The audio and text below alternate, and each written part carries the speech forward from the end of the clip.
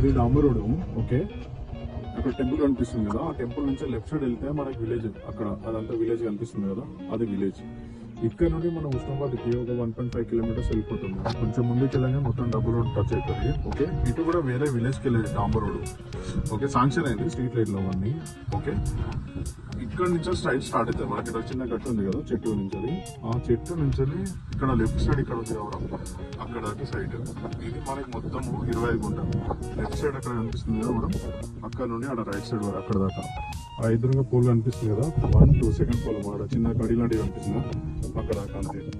ఇక్కడ జస్ట్ రాయలు ఇక్కడ నాటుంది కదా, 2 పొలాలు. ఇది సైట్ మనకి 25 గుంటలు. ఈస్ట్ ఫేస్ తోటి ఉంటుంది మనకి, సన్లైట్ అక్కడ ఉంది. ఈస్ట్ ఫేస్ తోటి మొత్తం 25 గుంటలు ల్యాండ్ ఉంది.